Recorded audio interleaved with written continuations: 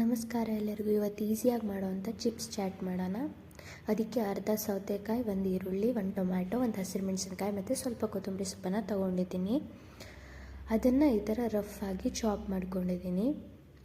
ಅದಾದಮೇಲೆ ಇದೆಲ್ಲ ತರಕಾರಿಗಳನ್ನು ನಾನು ಒಂದೊಂದಾಗೇ ಚಾಪರ್ಗೆ ಆ್ಯಡ್ ಮಾಡ್ಕೊಂಡಿದ್ದೀನಿ.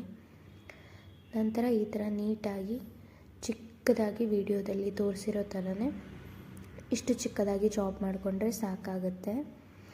ಅದಾದಮೇಲೆ ಒಂದು ಗ್ಯಾಸ್ ಮೇಲೆ ಪ್ಯಾನನ್ನು ಇಟ್ಬಿಟ್ಟು ಆ ಪ್ಯಾನ್ಗೆ 1 ಸ್ಪೂನ್ನಷ್ಟು ಎಣ್ಣೆಯನ್ನು ಹಾಕಿ ನಿಮಗೆ ಯಾವುದು ಇಷ್ಟ ಆಗುತ್ತೋ ಆ ಬ್ರ್ಯಾಂಡಿನ ನೂಡಲ್ಸನ್ನು ತೊಗೊಂಡು ಚಿಕ್ಕದಾಗಿ ಅದನ್ನು ಪೀಸ್ ಮಾಡಿಕೊಂಡು ಫ್ಯಾನ್ಗೆ ಆ್ಯಡ್ ಮಾಡಿ ಫ್ರೈ ಮಾಡ್ಕೊಳ್ಳಿ. ಅದು ಚೆನ್ನಾಗಿ ಗೋಲ್ಡನ್ ಬ್ರೌನ್ ಅಥವಾ ಬ್ರೌನ್ ಕಲರ್ ಆಗೋ ತನಕ ನೀವು ಫ್ರೈ ಮಾಡ್ಕೋಬೇಕು. ಕೈ ಬಿಡ್ದಂಗೆ ಫ್ರೈ ಮಾಡ್ಕೊಳ್ತಾ ಇರಿ. ಅದೊಂದು 2 ನಿಮಿಷಕ್ಕೆ ಫ್ರೈ ಆಗಿಬಿಡುತ್ತೆ. ಅದಾದಮೇಲೆ ಒಂದು ಬೌಲನ್ನ ತೊಗೊಂಡು ಆಗಲೇ ಚಾಪ್ ಮಾಡ್ಕೊಂಡಿರೋವಂಥ ವೆಜಿಟೇಬಲ್ಸ್ನ ಆ್ಯಡ್ ಮಾಡ್ಕೋಬೇಕು ಅದಕ್ಕೆ. ಅದಾದಮೇಲೆ ಆಗಲೇ ಫ್ರೈ ಮಾಡಿಟ್ಕೊಂಡಿರೋವಂಥ ನೂಡಲ್ಸನ್ನು ಆ್ಯಡ್ ಮಾಡ್ಕೋಬೇಕು. ಅದಾದಮೇಲೆ ನಿಮ್ಗೆ ಯಾವ್ದು ಇಷ್ಟ ಆಗುತ್ತೋ ಅಂಥ ಚಿಪ್ಸನ್ನು ಕೂಡ ಆ್ಯಡ್ ಮಾಡ್ಕೋಬೇಕು.